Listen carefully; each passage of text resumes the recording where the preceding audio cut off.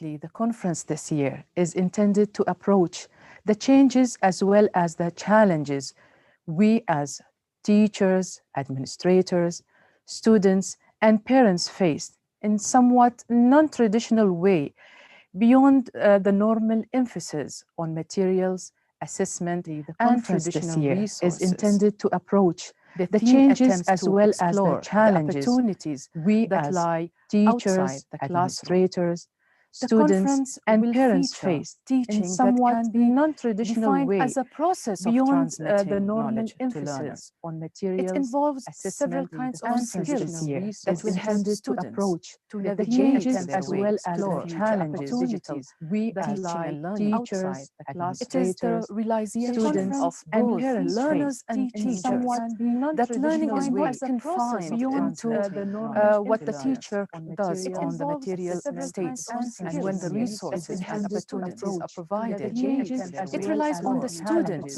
who are encouraged and supported to take control of their learning. So it becomes his or her personal task, continuing beyond the time and the space of the classroom. It all happens through the valuable content shared and the connections made with their outstanding teachers who offer unique benefits and opportunities for the students. The theme of this conference, therefore, aims to focus on the non-traditional means and resources that could be utilized, such as supporting the continuous independent learning by students and the determined utilization of community connections with organizations and agencies to diversify and enhance the existing practices and placing due attention to the cultural context of learning a second language in order to enhance supporting elements and reduce the negative impacts that are there. It is the role of the researchers, experts, and practitioners to develop theories, applications, and practical models to analyze the students' needs, identify the problems they face, and overcome the challenges that restrict the proper development of English language skills. 106 presenters, amazing faculty members, academics, administrators, and educators of all sorts of educational experts came together in our 20th ELT conference to share best practices and network to build a better back to learning and teaching in 2020 and prepare for the world of learning that is the new normal. Many thanks to them for responding to our call for papers, in sharing with us their ideas and experiences to enrich our knowledge and understanding of the theme, for bearing with us the many changes and unfortunately challenges we encountered at the conference over the last couple of months. Indeed, it is the presentations that make a conference, and we appreciate their willingness to share their knowledge and professional judgment. We are also pleased that our annual conference has developed over the 20 years to become a respected professional event in the field of teaching English as a second language. And this is really thrilling. Finally, I would like to express my sincere appreciation to all my colleagues in the conference organizing committee, subcommittees, and our amazing volunteer teachers from the CPS faculty for serving as a firm and trustworthy bedrock for the entire conference. It is their dedication, proactive thinking, and resourcefulness that ensured that all the deadlines and commitments were met, all the contacts were established, and all the preparations were brought to a successful completion up to this point. Distinguished guests, presenters, and participants, I hope that this event contributes to your upcoming academic year and in a wider sense to the future of digital teaching and learning. So on behalf of Oman 20th International ELT Virtual Conference, I thank you all for being part of our remarkable history, and I wish you a successful conference. Stay safe, and may Allah bless you all. Thank you.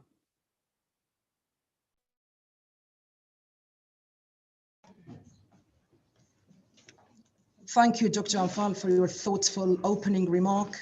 We are pleased now to have Honorable Dr. Badriya Shahi, the Director of the Center for Preparatory Studies, for her welcome speech.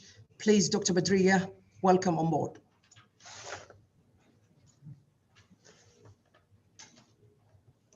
Honored guests, presenters, and participants, Assalamu alaikum wa rahmatullahi wa barakatuh. It's with great delight that I welcome you all to the Oman 20th International English Language Teaching Conference. The theme of this year's conference is a fitting one, building upon the past, envisioning the future. The year 2020 has forced educators and students to adapt to exceptional circumstances and experience new educational paradigms.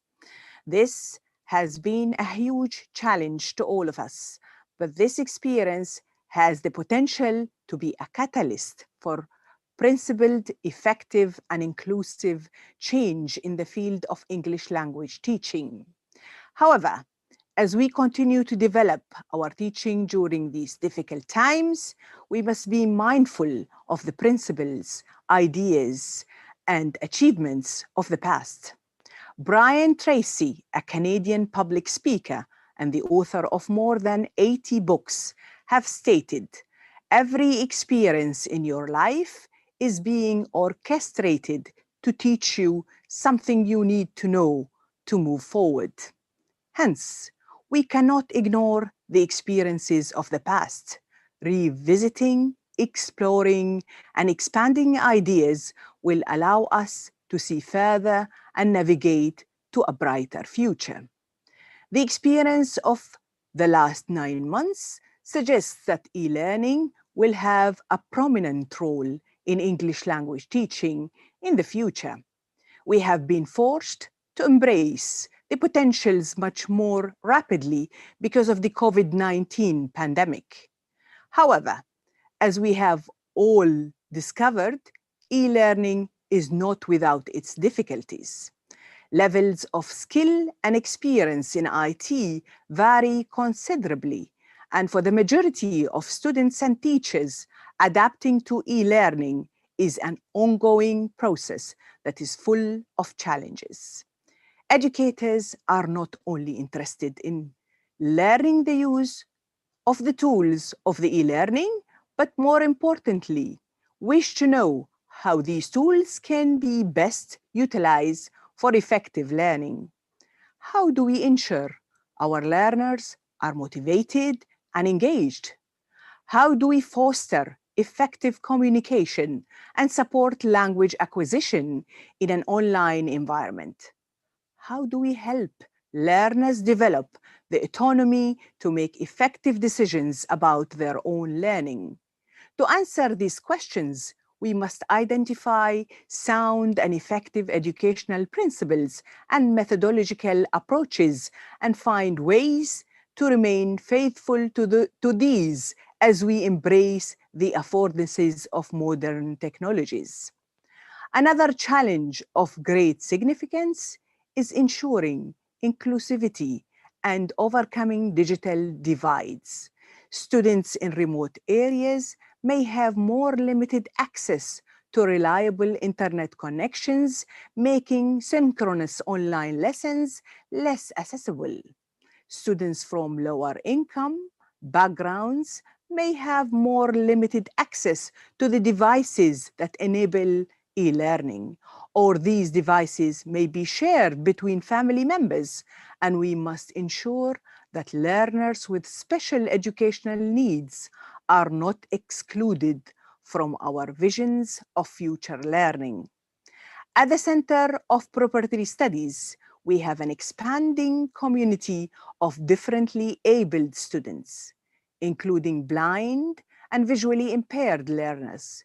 Carefully designed materials are needed to ensure these students can access the curriculum. Such students may require training in the use of assistive technologies, and members of staff must be sensitive and adaptability in supporting their learning. This year has not only challenged students and their teachers, academic management have been forced to adapt the changing educational landscape. This has involved balancing the needs and requirements of various stakeholders while remaining faithful to a range of legal and moral obligations.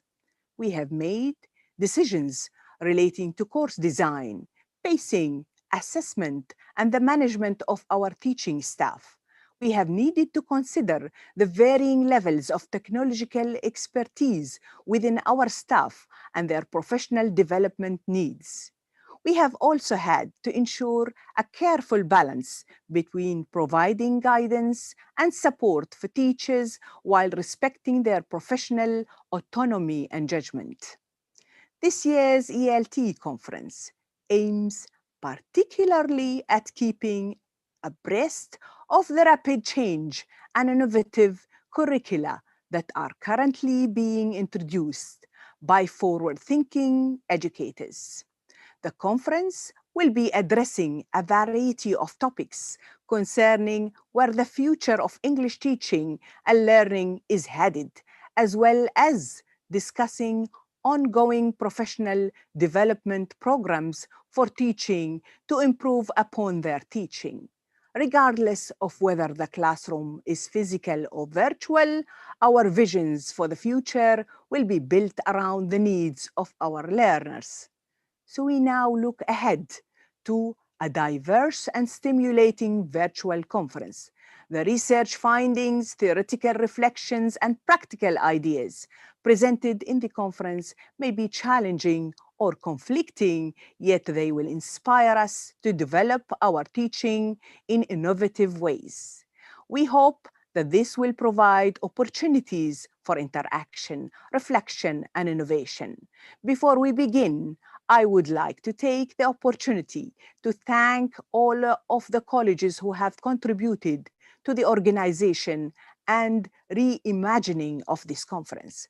I would like to take a moment of your time to express my gratitude and appreciation to all my colleagues who have contributed to the organization and growth of this major professional event. First and foremost, I would also thank the conference organizing committee and subcommittees for their outstanding and brilliant work. I'm grateful to all the committee members, CPS IT team, and teachers volunteers for their valuable contributions.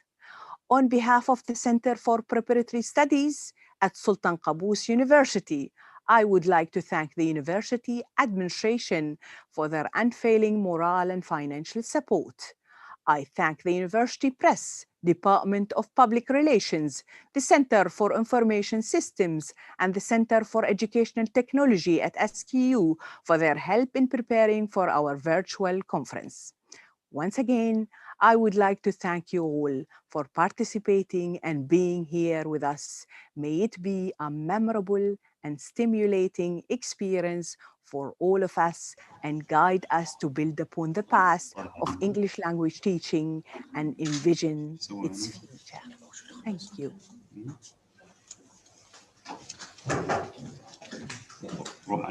Thank you, Dr. Badria, for your well-said speech.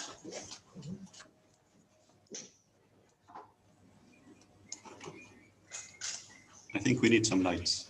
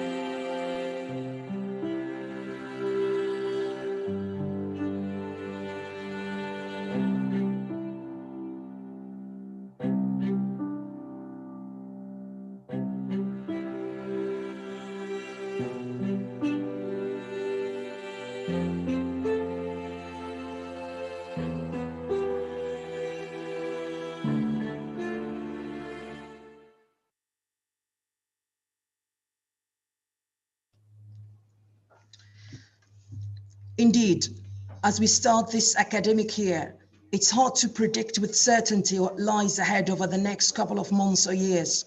Undeniably, at the moment, it's hard to predict what lies ahead over the next few days.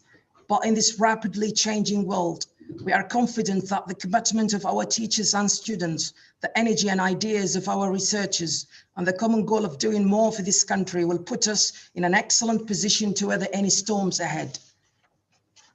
If I may have your attention now, I would like to make a few announcements. Each session is scheduled to run for 50 minutes. One session consists of one workshop of 50 minutes or two papers of 25 minutes, each running after the other. The program is subject to change. Any changes or cancellations will be announced during the conference. Please keep checking the website and our social media channels. Participants need to register for keynote speakers only. Seats are still available for the certified workshop by Dr. Chris Boyle. The registration fee is 5 Omani Riyals, and you can register online on our website. I would also like to remind our presenters and especially our moderators to strictly stick to our time schedule and not to let any session overrun. I would also like to thank our sponsors, Macmillan Education and Muscat Eye Laser Center. I sincerely hope you will enjoy the next 2 days of debate and networking. Thank you for your participation. At this stage, I would like to introduce Dr. Mahmoud Saidi, who will be the moderator of our plenary session. Enjoy your conference, participants.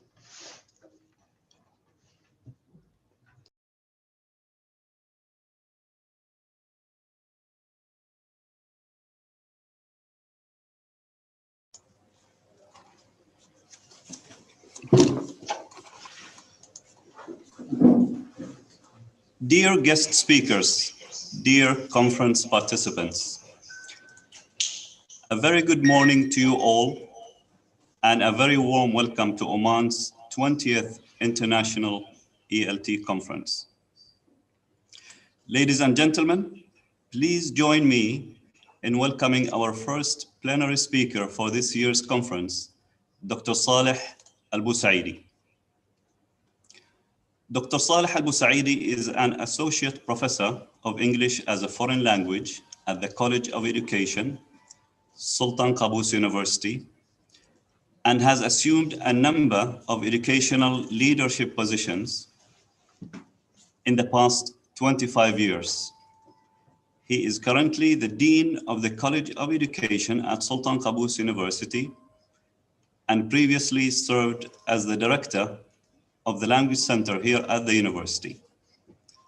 Dr. Al-Busaidi is an active participant in national and international conferences and symposia, and has published widely on a range of topics. His main research interests include learner autonomy, material development, study and academic skills, academic readiness, and language acquisition. In today's plenary session, Humanizing ELT, Dr. Al-Busaidi is planning to address a number of issues. In fact, a number of recurring but crucial themes in the research and practice of English language teaching.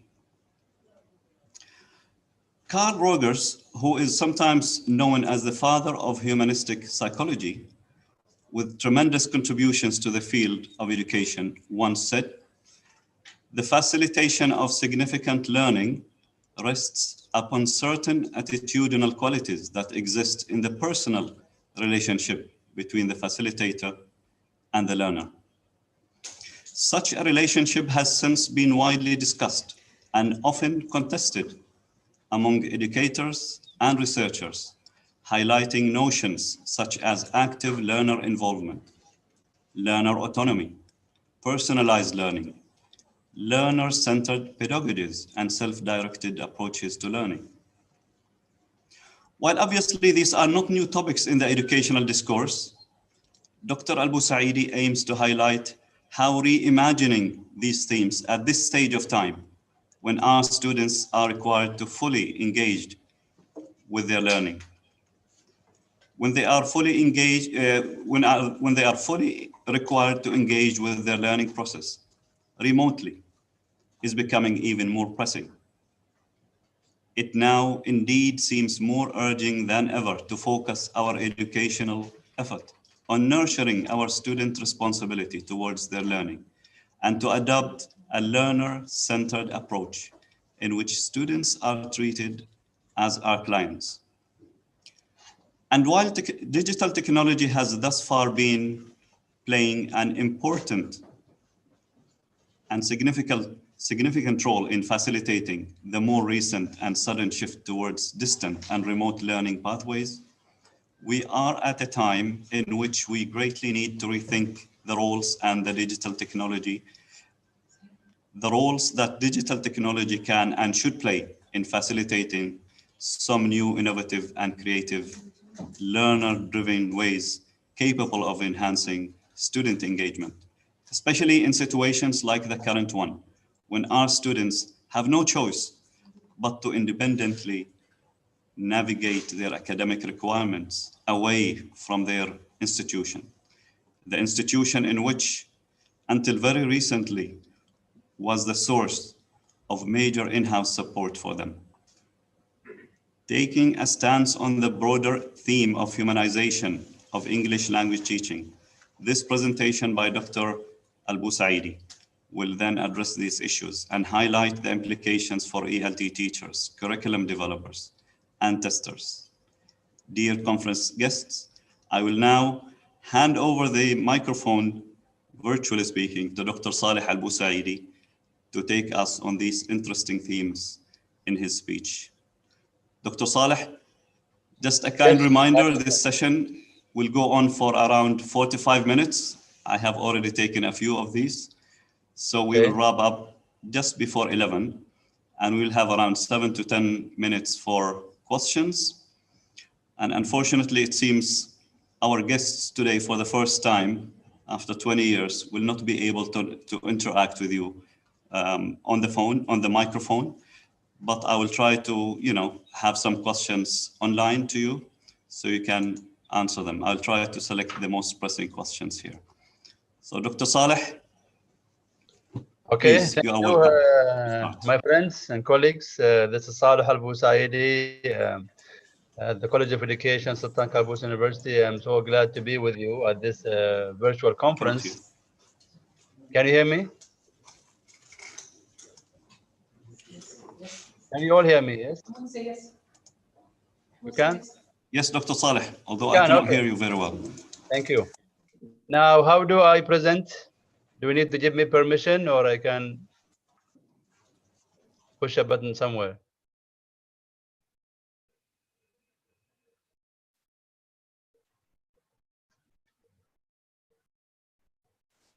Gosh. Do you see my presentation now? Yes, Dr. Saleh, I can hear you now for the first time. I couldn't before, but it's clear now. No, can you see the presentation now? I can see you still. Okay, that's even more pleasant, I guess. No, how can I turn the presentation? We are humanizing this presentation now. Yes. How can I turn it on? Maybe you can just choose present or share screen, Dr. Saleh. Can you see the green button at the green button there at the bottom of the screen? Yep. Okay. Yes, I think there's something coming up. Okay, let's see if that works. Yes, okay, now do you see it's fine now. Thank you. Mode? Yes? Do you see it clear? Yes, Dr. Saleh. All clear, all clear. Thank you. Okay, thank you so much. Welcome everyone to this presentation, and I'm glad to be among you this lovely morning. As you have heard from the facilitator's speech, this is my presentation is about humanizing ELT, and maybe you can, I'm sure you have imagined that it's about how to make teaching and learning perhaps more humane, as if it were not humane, so to speak. Anyways, my presentation will touch upon a number of issues. First I will give you an introduction to role of education. Then I will move into defining and describing the humanism theory or philosophy, and then we'll talk about how we can apply this philosophy into ELT teaching and learning. So here it goes. As you know, education is about creating the right environment for learning, and so that implies that we have to make the classroom environment, whether it's physical or virtual, as effective as possible, and as caring as possible.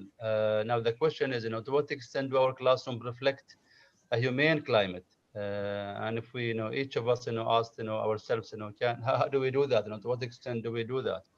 And of course, this applies, to the materials we use, to the teaching methods, we implement, to the assessments, we follow, to the policies, we draft and implement, and so on.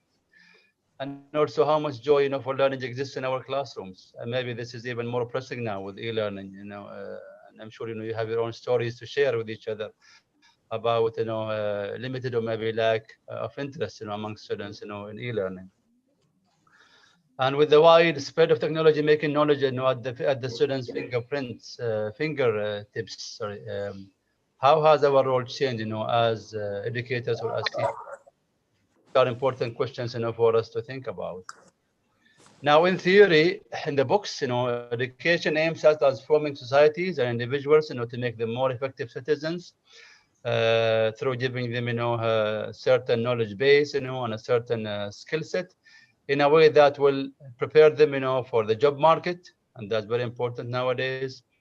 And also, it will instill in them, the knowledge, procedures, and values that will make them individuals who are effective, at navigating, succeeding within, and adding value to their communities. So these are, two main objectives, or roles of education in theory again.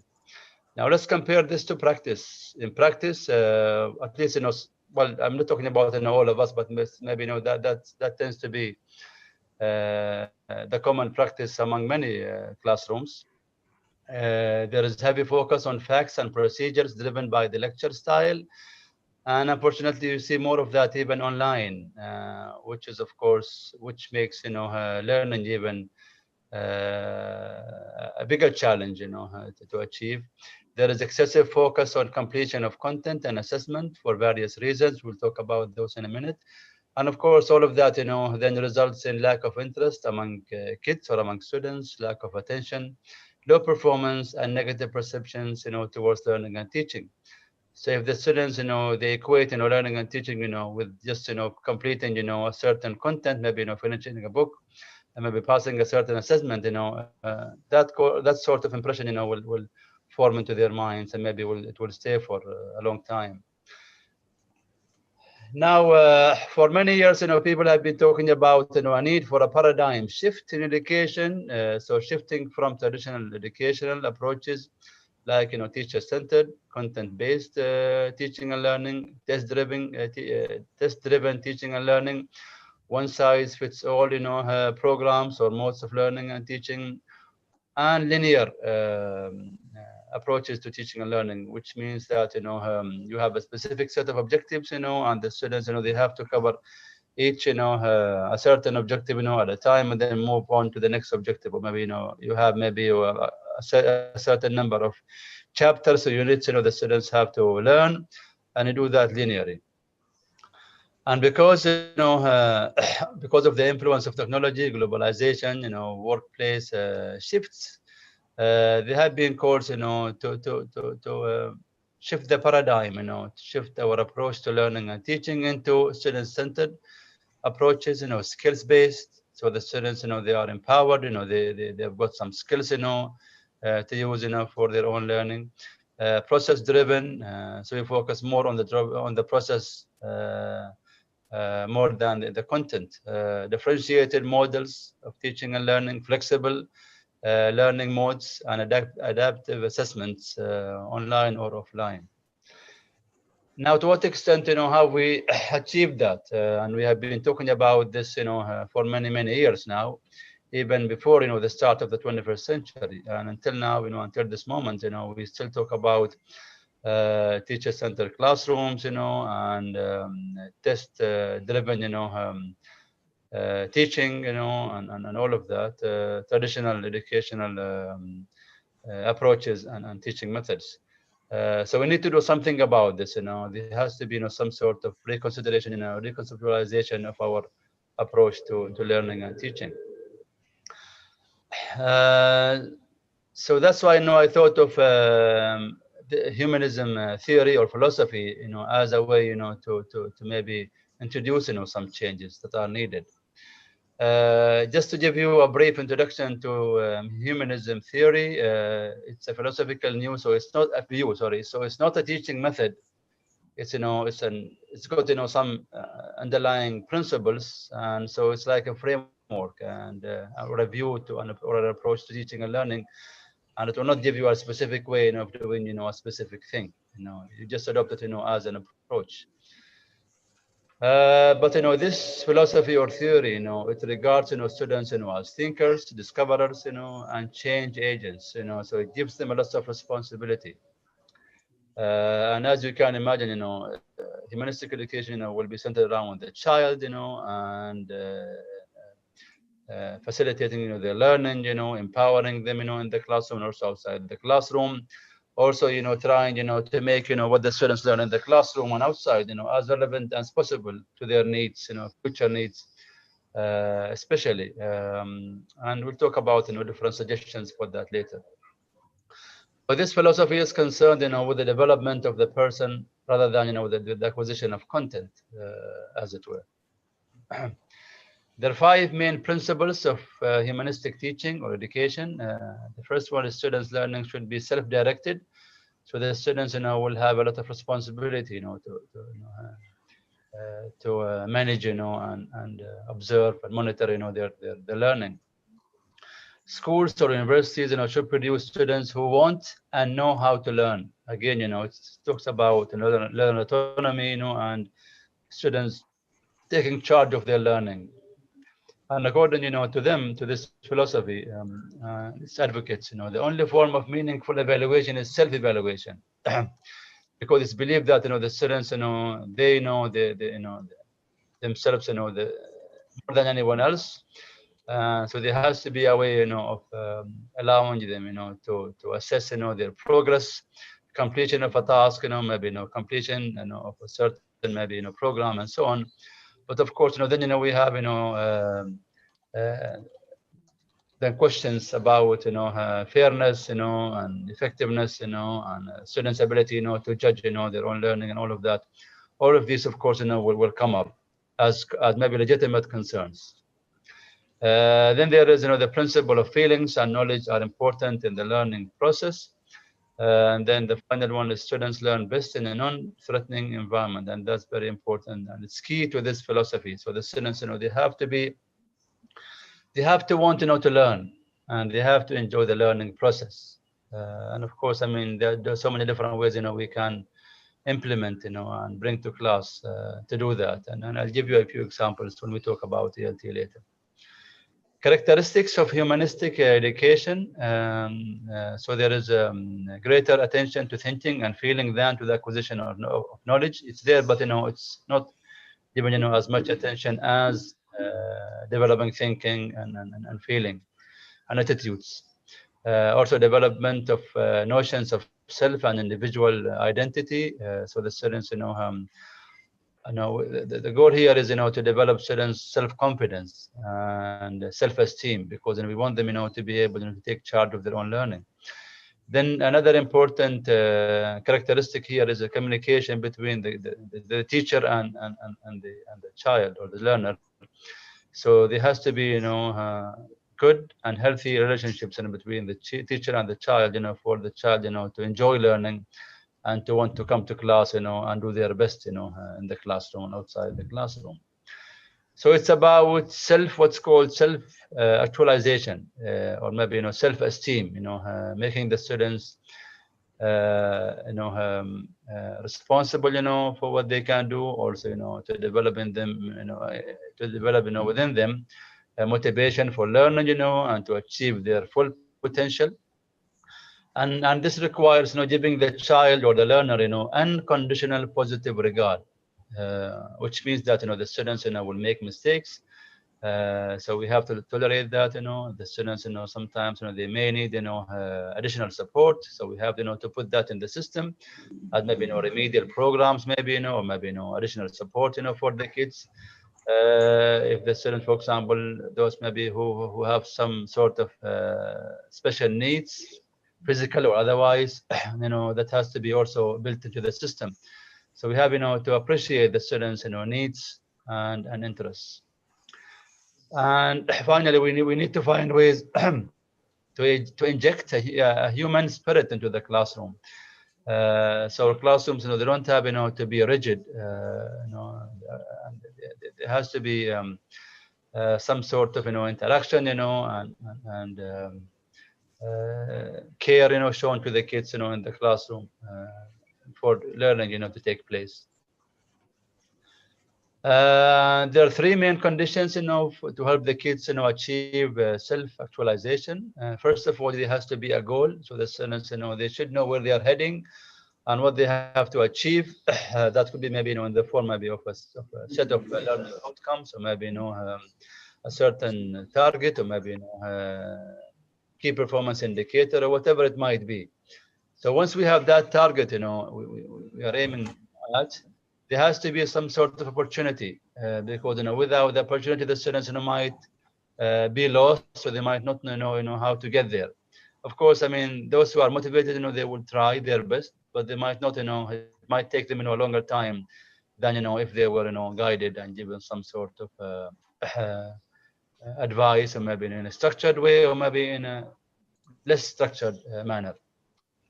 So these three are the main ingredients, for the students, to build self-esteem and to be on their own. We give them a goal, we give them, opportunities to achieve that goal, and also we guide them, we scaffold them, we give them support throughout the process. And of course, there are so many different ways, to do each one of these aspects, of self-actualization.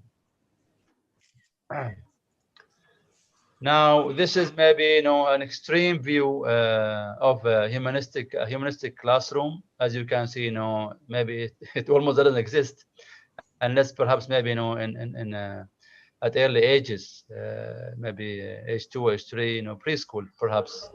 But even it doesn't exist, I don't think, at this extreme case. But anyway, this will just give you an idea, I hope, of what a humanistic view to classroom teaching, might look like, if you want to take, the extreme view to humanistic teaching and learning. And as you can see in this picture, the students, they are taking, their time, they are given total freedom, and the teacher is just, going around, to maybe give advice, maybe, provide support if needed, guidance perhaps, and so on. But the students, they are having a good time, as you can see. I wish we could implement this in our general foundation program courses at some level. Can think about that. Okay. Now let's see how we can humanize our ELT teaching. Well, let me start with, talking about the primary objectives of learning another language. And one primary objective of learning another language, whether it's foreign or second or third, is, of course, generally speaking, to acquire a certain level of communicative competence or proficiency in that language. And of course, we know that, cognitive competence, or proficiency, encompasses, so many different skills, and levels and sub-levels. But here I'm talking about, this competence, in a broad sense. Now, to be more specific, students perhaps, they have, maybe we can classify, the goals of learning another language into linguistic and cognitive goals or objectives. The linguistic objective will be to function as a bi or maybe as a multilingual individual, in whatever capacity they choose, to be in. in the diverse situations, of L2 use outside the classroom. So you might have maybe somebody, for example, who wants maybe to learn the language, maybe for travel purposes. Maybe somebody might want to learn it, maybe for professional purposes. Somebody might, for example, want to learn maybe to enter a college, and also somebody might want to learn it maybe for just some general use without having a specific profession or job in mind. But there will be the linguistic need or objective there. Then we have the cognitive, which is to acquire the benefits of bilingualism or maybe multilingualism if it's more than two.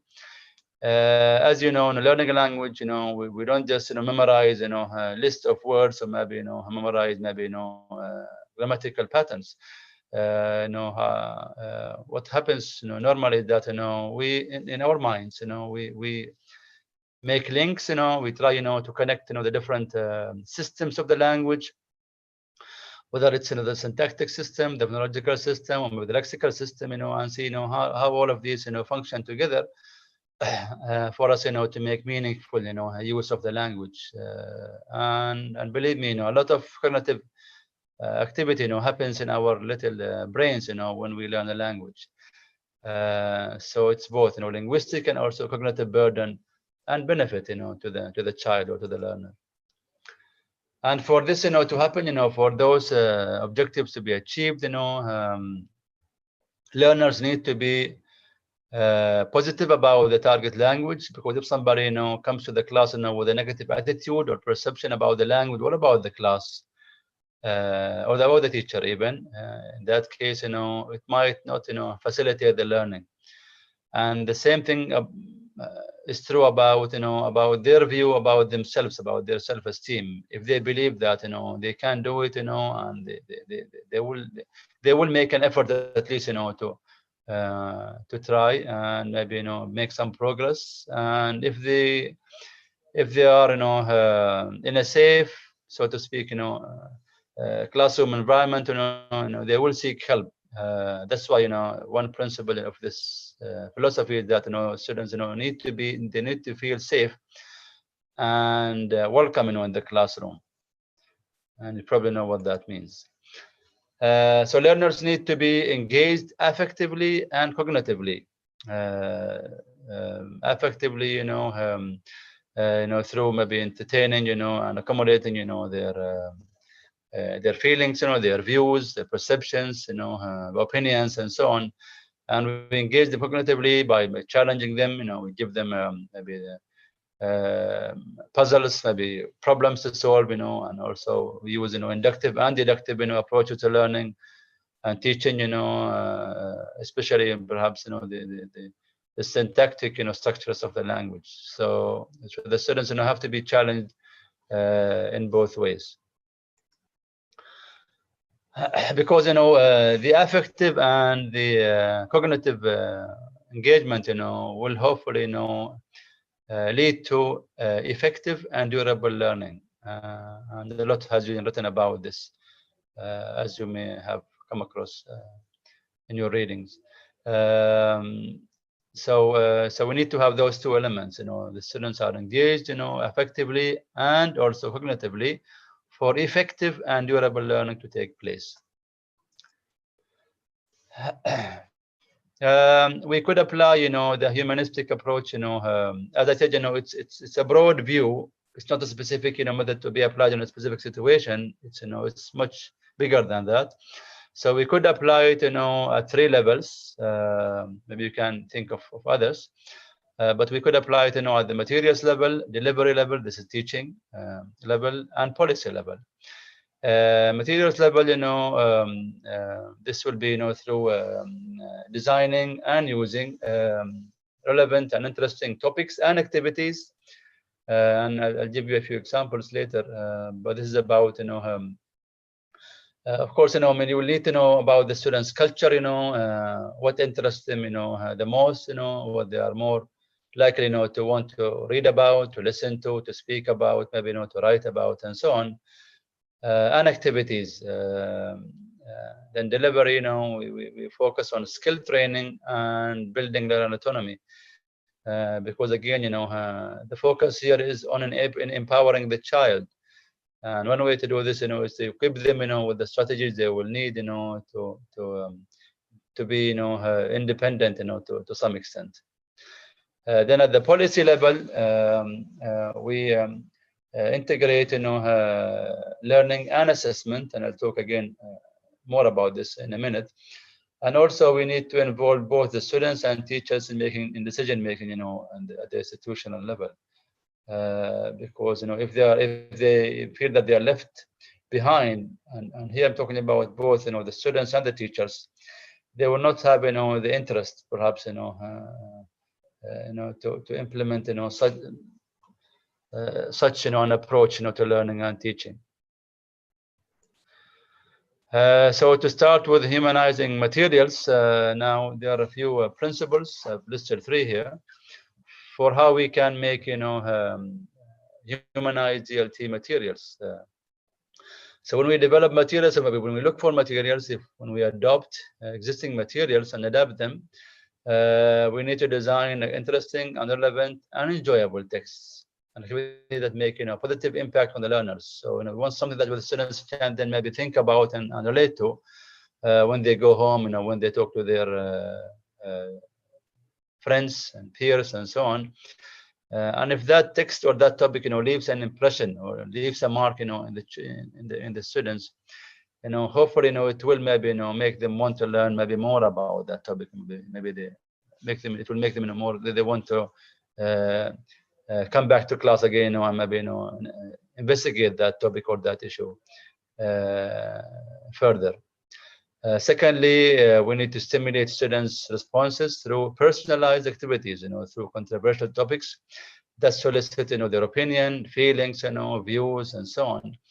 And there are so many different ways, to do this. And I'm sure, you have tried this out, in your classrooms. And I hope it has worked for you, because research said that unless the students, they are stimulated, they will only do the task, just to please you, and we don't want that, to be the reason for doing the task. There has to be some sort of intrinsic motivation, for the child, to want to do the task and work, in groups, or maybe, work after class and so on. And then thirdly, set achievable challenges which will raise the students, confidence once success is accomplished. So, we have to be reasonable in the assignments, we assign, and the challenges, we set for the kids, for them, to want to do it, and also, feel, this sense of achievement and success at the end of the day. As an example, when I was, at CPS, it was Language Center at that time. It was called Language Center. I worked on a project, with a team of lovely colleagues and friends, and maybe those who are still in CPS, maybe, those who have left CPS and watching us now from different places in the world. We worked on a textbook series called Explore Writing, and I believe it's still being used in the lower levels, levels 1, 2, 3, and maybe 4 as well. I hope it's still there. Anyways, we adopted what's called a text-driven approach to materials development, where the basis for developing a unit or a lesson, is a potentially engaging text. And this was, based on the belief that, we didn't feel that, it was appropriate, to build a lesson, or maybe, to build a unit around maybe, a rhetorical function, for example, as many writing textbooks do, because this was a writing textbook series. So we felt maybe, and at that time, we were inspired and coached by Dr. Brian Tomlinson, at the time, of embarking on this project. So we decided, to adopt the text-driven approach to developing materials, and I will show you a chart, of what we did exactly. And of course, having a text, an interesting text, is not enough on its own. The activities they have to be, also engaging and purposeful. So you could have an engaging text, but if the task, is not so meaningful and purposeful, the students might not want to do it, or they might just do it, to finish the task and then go home. So this was done at CPS. What we did is that, we chose the text for each unit or lesson. The students, and around that text, we developed activities, for each unit. So, for example, there will be questions, asking students, about the topic of the text, trying, to relate, their experience, to the text, to the topic of the text, and maybe trying, to raise, their interest, in the lesson by doing that. Then the students, will read the text, and of course there will be some questions, to guide the students reading. Then, students will reflect on their reading, by answering those questions. These will be, reflection questions, not comprehension questions. Then they write, in response, to what they have written. Sorry, they write in response, to what they have read, understood, in that text. Then they discover language, items, whether, they are grammatical structures or maybe lexical items. And finally, they revise their writing. So as you can see, everything, is centered around that single text, and sometimes more than one. But, the overall topic, will be the same. I hope it hasn't changed, since I left. But I mean, this is, how we did it. So everything is centered around, a potentially engaging text. And of course, and you might ask, how did we know, the text, was engaging, in preparation for the project. We surveyed, the students and teachers, for engaging topics. We talked to boys and girls, and we tried, to build a comprehensive list of engaging topics, and then we matched, text with topics. It was, of course, an interesting project, and we learned a lot from it.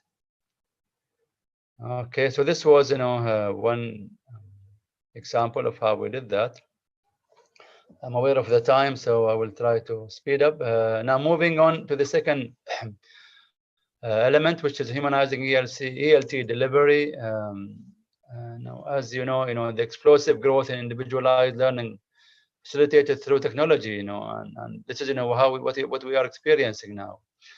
This mode of learning, which is e-learning, is slowly becoming, accepted as the new norm, or as, as a part of formal education. And of course, this will, I think, stay on with us, and maybe it's going to be, the new norm very soon. So maybe sooner than we had imagined in the past. But the teacher's role, it's, even though it's changing, I think, it still remains, as an important role, and the teacher, will, I think, is and will probably, still be, an important mediator and change agent. But of course, he or she might have different responsibilities, but I think, their role, will be key still in the future. Now, I did a study, together with other people at SQU, and somebody from Turkey. We asked the students for their views on what made, effective university instructors. So we surveyed 547 students from 2 universities, from SQU and Suleiman in Oman, and from a university in Turkey called Suleiman Demirel University. And we asked them, to rate. We gave them a long list of characteristics, and we divided them into 2: personal characteristics or traits, and teaching traits or characteristics. And we asked them, to rate, the top, I guess it was 10, the top 10, according to their views. And we compared their views based on gender, based on locations, Oman and Turkey and college and so on.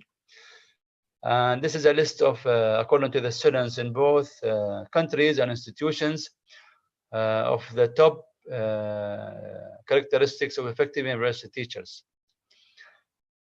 These are the personal characteristics, and as you can see, the humanistic definition or view to learning and teaching, are present here. So for the kids, for the students, an effective teacher is somebody who respects students as people, somebody who recognizes their identity, somebody who listens to them, to their concerns and challenges. So very approachable, very attentive. Someone the students can depend on for support when needed. So as you can see, it's somebody who is student friendly. And the same thing goes with the teaching characteristics. Somebody who treats the students equally, somebody who builds their confidence, somebody who comes to class prepared. So because he or she cares about the classroom, they prepare well for the class. And then somebody who is clear and easy to be understood. So as you can see, both lists of characteristics, they are related, to the to what the humanistic approach to teaching, is asking for. Now, as we know, in teaching, interaction is key. Of course, I mean, for you, to meet all of these,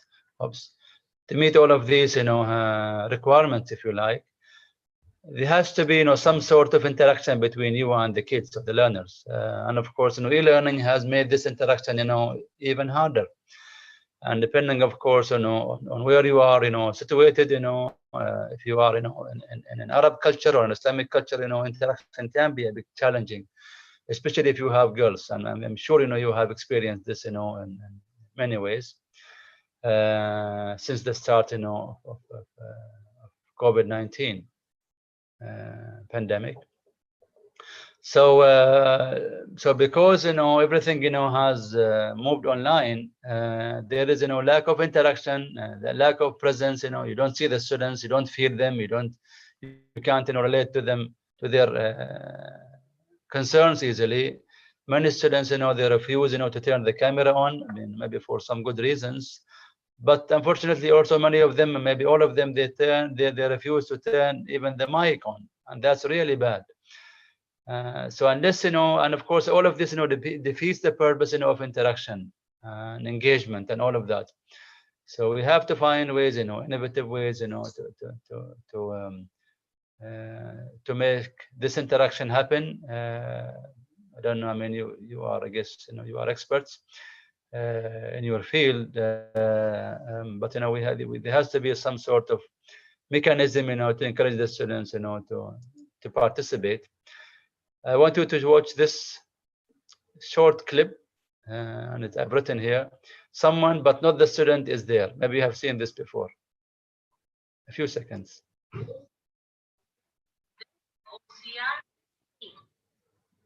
Again, maybe it was too quick.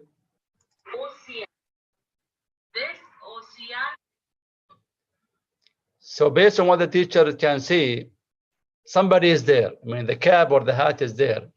But of course, we know that, it's not the student, it's someone else, it's the stick. Yeah, maybe you, well, of course, I mean, you wouldn't know unless maybe, you were called on this child, maybe to answer a question, maybe, to tell if he or she is there or not there. This is becoming, quite common, unfortunately. Okay, so we need to engage, to find ways, to engage the students, in our classes. And as I said, it's becoming harder now, with e-learning, with virtual learning and teaching. And I'll give you a few tips, but nobody, could have ever imagined, nobody. And even actually, until the start of the semester, in September or maybe late August, we were thinking, GAP or the foundation program at the school, would run face-to-face until the last minute, it was cancelled for some, good reasons. So, but nobody, could have imagined that, especially with English. We would one day, deliver all the foundation or the English foundation program courses, online. But it's happening, and I think it will maybe stay with us for a number of years. And who knows, this might be in the future, maybe an alternative, to face-to-face teaching, or maybe the only alternative. I don't know what's awaiting us, in the future. But I think we have to prepare for this new reality. And I'm sure there are challenges, but it's happening, and at least it will remain with us, for some time. But we have to find ways to engage the students, and one way to do this is through active experiential learning. And one way to do this is by integrating community service into the curriculum. And we can do this, through maybe problem-based learning, project-based learning, maybe task-based learning, where there is some sort of experience the students go through, and there is some sort of autonomy, and freedom. So you give them a task, give them maybe a problem or a project. They could do it individually, in pairs, in groups, doesn't matter. Because in that experience, whether you are part of that as a teacher or not, there will be some learning taking place. Of course, you might then ask the question about how do we monitor it, how do we ensure the students work, and so on. We just have to trust the kids that they will have the interest to learn, and maybe they will be. Saleh, yes, can you hear me? Yes. You have around 10 more minutes before we wrap up with some questions. Thank you for the 10 reminder. more minutes. Okay, great. Yeah, thank you. Yeah, so we need to allow for experience to happen. And if the experience right now with e-learning is not being effective, we need to find other ways to do that. I think we can still apply PPL, whether it's problem-based or project-based learning and task-based learning virtually. We just have to be maybe creative and maybe work with each other at the level at the level of maybe of the courses, or maybe the programs or departments and so on. Because two basic principles of experiential learning is active learning and reflection. So when you develop a model or maybe a framework for maybe a PPL project or maybe assignment, make sure the students they are actively involved in the different stages of the assignment. And also they reflect on what they are doing, and they don't have to always come back to you and maybe share the reflection with you, otherwise it might be too artificial. They can still reflect among each other. They can maybe for example reflect on their own, and they can show their reflections maybe in a blog, maybe in a video, in an audio, any other means of demonstrating that they are learning something throughout the process. So in a way, we need to combine, guided and unguided learning. These two pictures, they are from museums, I think. The one on the right, the one on the left, on my left, where you see, tour guide, is the guided one. The other one, is unguided. And I believe, students, depending, of course, on the level, but largely speaking, they need guidance. They need somebody to show them what they need to do. As we said before, we set a goal for them, give them the opportunity, and maybe then observe them, guide them, give them some feedback, give them support, and so on. So we need to have both, not just one or the other. Okay, now moving to the last part, policy. I think we live in a world of paradox, lots of conflicts. We have to resolve our own profession, ELT profession, and we always have to juggle quality versus standardization. And I'm sure your own institutions, wherever you are in any part of the world, you have come across this, and you are experiencing this tension between quality that everybody is asking for and hoping to achieve versus standardization of exams, standardization of teaching methods, even standardization of teaching of the pacing schedule, also benchmarking and all of that.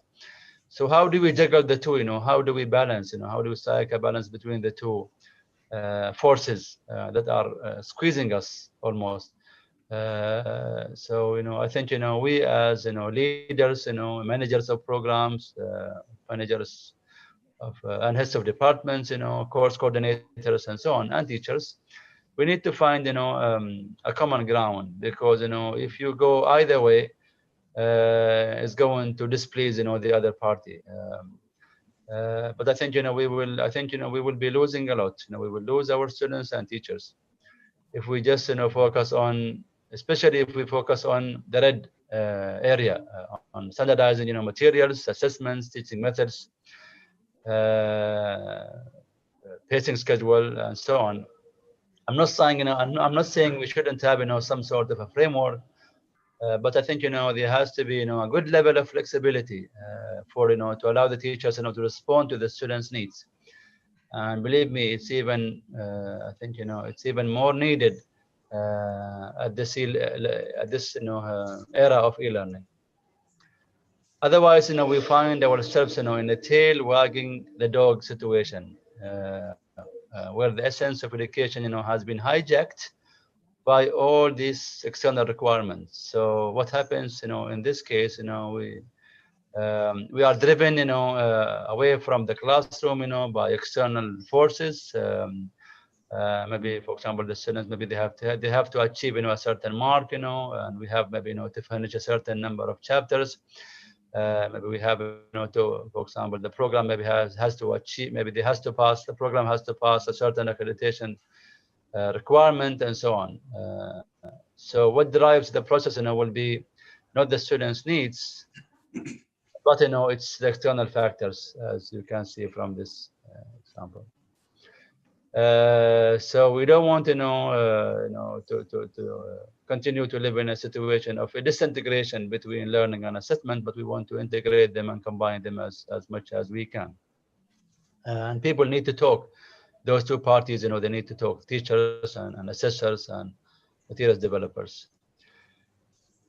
So we need to humanize ELT assessment, and we do that, when we have, to reconceptualize, our approach to assessment and find ways, to juggle all of these things. How do we ensure the test quality at the same time also, bear in mind the test taking experience, because if the students, they don't see the impact of that experience, and they don't see, and this applies to students and teachers. If there's no connection between what the students, are being tested on, and maybe if it's distant, from what happens in the classroom, then there is no impact of testing on teaching and learning. So we need, to reconceptualize our view to assessment. I don't know if I have time for this. I thought of this, as you've got around 2 minutes, Dr. Saleh. You've got around 2 minutes to wrap up. Thank you. Thank you. Now, I don't mind, if people want to interact. I don't know what the protocol is, but after this, I only have this concluding slide, which is a quote. So if you allow people to interact or to ask questions and maybe to give me examples of for these suggestions. We have a few questions in the Q&A section, and I'll be pointing to some of them. Dr. Saleh, you can yourself also have a look at some of them, but I'll give you some time to wrap up first. No problem. So I skip this, you mean? You don't need to. It depends. You have around 2 minutes. As I said. It requires interaction. If there is no time, then I would just skip it. I mean, people can take a picture of that, and maybe they can interact, through the chat, I guess. Sure. Yes. Yes, they can do that probably. Okay. So take a picture if you like, please, or a selfie in that case. Okay. Then I leave you with this quote, and you can. I believe I am done. I hope you enjoyed the talk, and I look forward to your questions and interactions. Thank you so much. Thank you very much, Dr. Saleh Al-Busaidi, for your very informative talk, and thank you even more for the number of questions you have raised in this area of humanizing ELT and humanizing education in general.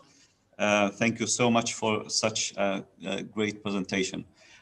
We've got a few questions in the Q&A section, if you can notice that at the bottom of the screen, Dr. Saleh. Can you see that part? Yeah, I'm trying to unshare the presentation. Stop sharing. Okay. Yeah. Now there are a number of questions here. I feel there is one pressing question here I'd like to highlight to Dr. Saleh from Dr. Hani Al-Bulushi, who is asking about how can we as educators relate humanistic education to blended learning, as it is the new direction in our education system in the coming days in Oman. And here we are talking about school education. I think Dr. Hani is referring to school education because higher education is mostly online. Yes. Yes, What thank you, would Dr. you like Hani, to for comment this. about this issue, Dr. Saleh? Okay, thank you, and thanks to Dr. Hani for this important question. Yeah, I know, it's a big challenge. And, with everything that's happening around the world, with all of these, transformations, happening, it's, so easy, to lose track, of the fact that, we still have, to interact with the kids and, to make sure that, our teaching and learning is relevant to their needs and so on. But, I think, one big challenge, as I said, especially if you teach in this part of the world, one big challenge is that, the students, I mean, of course, I mean, they are new to this new mode of learning and teaching. And B, sometimes, they don't have, such, a convenient environment, maybe in their homes or maybe, wherever they happen to be, to interact easily, and comfortably. But I think, maybe we can ask students for suggestions, especially if they are mature kids, of how we can maybe bring them on board, more. But as I said, we could adopt, experiential learning by maybe, giving them maybe some sort of tasks, so they feel that, they are being given something that is useful and also purposeful at the same time. And at the same time, it is also it's got a certain outcome. So they have a specific task, and they do it to achieve a specific purpose. Thank you. Thank you, Dr. Saleh. I'd like to take you to another issue, Dr. Saleh, which has also been raised, and I feel it needs to be raised here. And I will take you back again to Carl Rogers, one of his sayings, when he said, the only person who is educated is the one who has learned how to learn and change. To what extent, Dr. Saleh, do you think we as educators have helped or in fact hindered our students to reach this stage of learning, how to learn and how to change? So on one hand, we have all the theories about humanistic learning, humanistic education. We take our, practice from humanistic psychology as well. But to what extent actually, other than theorizing, are we putting things in practice? To what extent are we helping our learners and have empathy for them, to help them to learn and change versus just to instruct them? Thank you. See, I'm confident that, teachers, they are well qualified, and also they are, they are trying their best, to help the kids and stimulate them in the classroom.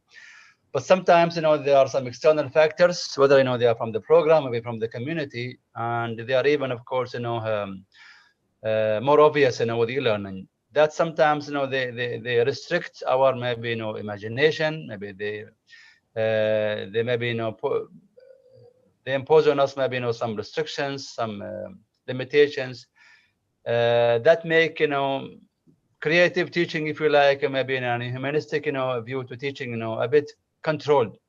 But I think, we should not give up. Having said this, I think, we will benefit, of course, a great deal, from interacting with each other, from maybe, attending PD sessions, from a conference, as big as this one, which is very international. We learn, how each other, how each one of us, is doing, and how we can always improve, in our practice. Thank you. Thank you, Dr. Saleh. I'm trying to be as fair as possible. When I see some questions have been covered by other previous questions, I will try to skip because we have a number of questions here. We have a number of teachers attending the session, Dr. Saleh, not only researchers and academics. And, teachers always look for practical solutions. There's one question here from Amita San. How do we ensure that outcome-based objectives do not threaten value-based education? Gosh, that's a big question. It is a big question. It has lots of implications for practitioners, though. Yeah, and it's an important question, of course. I mean, as I said, we can't, I mean, maybe we would have, for example, perhaps loved, to have no exams, no pacing schedules and no semesters, that we have, to complete and so on. But the reality, of course, is totally different. So on the one hand, we need to have, some sort of targets in the form maybe of learning objectives. But I think, we can do a lot, in the process, of achieving that. I think, in the classroom, we should have a good level of liberty, of being, creative, adaptive, to the students' needs. And that's why I think, unless decision makers, and teachers, they come together, I think, change is going to be quite hard, to happen. It is. There is always that, hard line of balancing between the values that we would like to base our teaching on and the standardizations also that are also requirements of higher education and school education around the world. So balancing the two is sometimes really challenging. As I said, I'll focus on questions that have some practical kind of orientation. We have another attendant here, Alma. I'm not sure if this is the Alma that I know, a colleague of mine. In remote teaching, Dr. Saleh, Alma is asking, how can we develop self-esteem and confidence in students who have inhibitions due to cultural orientations, such as girls, for example, who refuse to switch on their cameras? And since humanizing education is about that empathy and that relationship, personal relationship between students and their instructors, how can instructors develop this kind of self-esteem and confidence in students to be online, to be, fine to go online and discuss matters and respond to the teacher's questions and discussions? Thank you. Is it a wand that we can use to help students? Okay, I wish I had the answer. Okay. A suggestion, you see, there is another theory called, the social learning theory, which basically means that, people learn by observing, or by, through demonstration and also through modeling. So maybe what somebody could do, for example, maybe, if you have somebody in your class, maybe who is more outspoken, maybe, who is, for example, more confident, maybe you could, for example, ask them to participate more, maybe, to, for example, to send you maybe, video clips or audio clips, of their work. And hopefully this, would encourage the others, to do the same. But I would say, don't give up. And again, maybe you could have a list of tasks, and the students maybe could choose, what's suitable to them, what's more appropriate, to their gender, maybe, to their interests, to their abilities, and so on. But using, the influence of the peer, or the peers, is sometimes effective.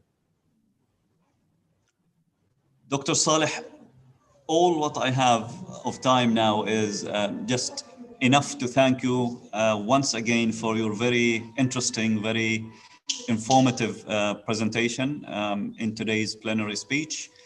Unfortunately, we don't seem to have enough time to cover or to respond to the other questions from other participants. So please accept my apologies, everyone, if we haven't had time to respond to your question.